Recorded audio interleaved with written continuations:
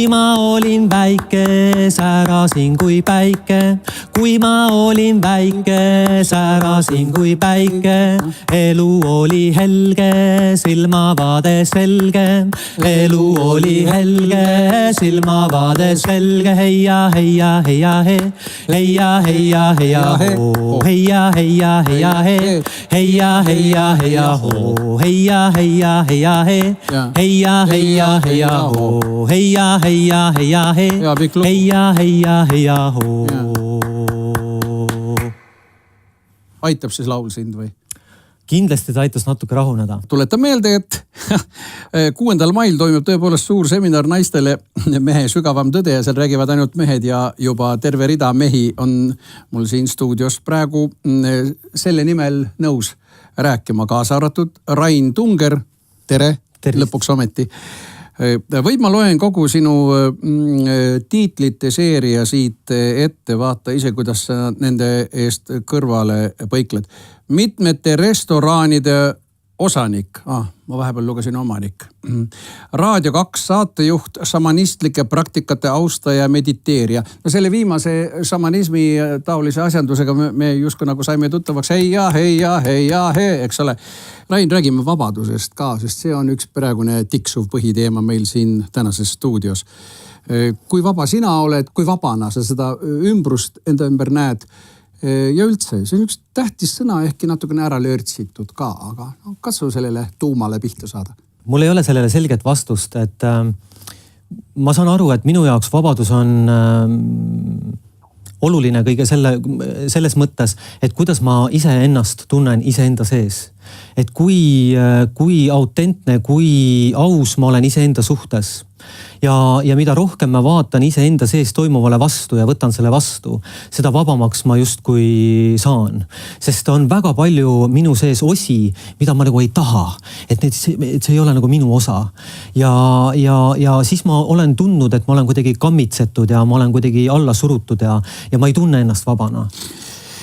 No ega sa ei saagi väga vabana ennast tunda, kui sa oled mitmete restoranide osanik ja Raadio 2 saatejuht. No kuidagi ei sobi minu jaoks need asjad kokku. Raadio 2 saatejuht või üldse saatejuht ja üldse meediamees peaks olema kuidagi niisugune poeemlaslik ja vaesekene ja õrjetu ja võitlev ja samal ajal oled sa kindlustanud ennast, anna andeks, ma kade olen, ennast ka teatud määral materiaalses mõttes. Ja ometi sa sobitad need oma lapseks oma sisemuses sinna kokku ja laulad selle peale heia, heia, heia, hei. Kuidas see saab olla? Elu on mulle kinkinud lihtsalt need võimalused, et mina ei ole küsinud või minus ei ole olnud nii suurt ambitsiooni, nagu on elu mulle täna kinkinud. Raadio 2 saatejuhiks ma sain tänu sellele, et mul on kirg muusika vastu ja keegi seda märkas ja andis mulle võimaluse ja tõenäoliselt ma sain selle võimaluse ära kasutada kõige paremal viisil, nii et kõik rikastusid sellest. See on nagu esimene asi. Mis puudutab materiaalset kindlustatust, siis ma arvan, et kus mul õnnestus õigesti tegutseda oli see, et ma tahtsin midagi endast välja anda, midagi tagasi ootamata. Ja siis kuidagi öeldakse ju inglise keeles ka, et what goes around comes around.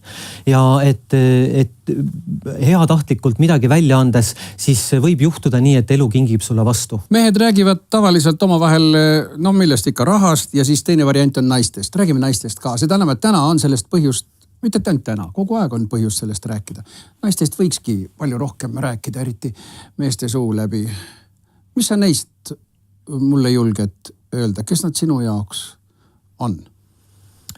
No naine minu elus on põhiline inspiratsiooniallikas, tema on minu tassitäitja ja ma olen aina rohkem saan aru sellest, kui olulist rolli ja kui väärtuslik on üks naine, kes sind südamest armastab.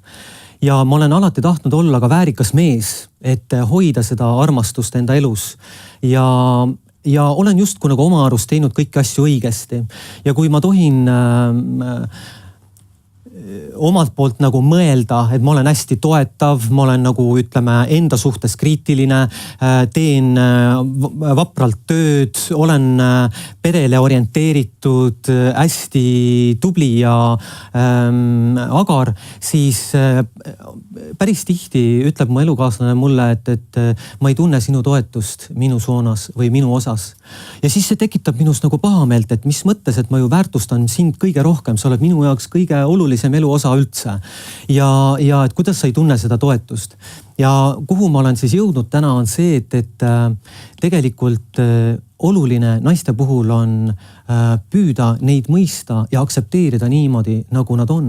Mina arvasin, et üks tubli ja õige naine on see, kes haldab oma emotsioone, on väekas ja tubli igas mõttes. Aga teisalt ma olen justkui hukka mõistnud seda, et inimene, kes ei suuda enda emotsionaalsust nii-öelda vaka all hoida. Aga sellega ma olen hoopiski survestanud oma elukaaslast ja ei ole lubanud tal olla see, kes ta tegelikult on. Ja täna, mida aeg edasi läheb, seda rohkem ma imetlen naist, kes on vaba väljendama enda emotsioone, väljendama enda siseprotsesse, mis tema sees on toimumas ja suurema uudishimu ja ütleme aktsepteerimisega ma püüan sellest osa saada. Oi, kuidas nüüd jutt läks lahti, kui korra naiste peale sattusime. Tead, millest mehed veel omavahel räägivad ja see on nüüd tõesti viimane küsimus, katsu lühidalt vastata. See ei ole minu väljamõeldis. Ma kusagilt kuulsin seda. Mehed ju räägivad omavahel seksist ka. Räägime natuke seksist ka. Toon sulle ühe lause. Seksiks vajavad mehed kohta, naised põhjust. Oled sa sellega nõus? Võtab sõnatuks. Naljatledes võib seda niimoodi öelda. Mis siin naljatad? Ma ei naljatanud praegu üldse. Ma saan aru, aga ma kui sa lubad mul välja tuua ka ühe väga olulise aspekti, et seksi võib võtta kui ainult ühte füüsilist akti, aga teisalt on seksis tohutu potentsiaal avarduda, pikendada ja leida loomulikult. Mitte kohta. Absoluutselt. Nii et ühesõnaga, mis ma tahan öelda, et nii pinnapealselt, ma arvan, seksi teemat, see jääb kuidagi igavaks. Ja sain vihjast aru ja rohkem igavaid küsimusi ma enam sinu käest ei küsi. Aitäh sulle, Rain, et kõigil neil väga vajalikel teemadel rääkisime. Alustasime vabadusest ja lõpetasime teadagi millega. Aga ikkagi suur tänu sulle tulemast. Aitäh sulle.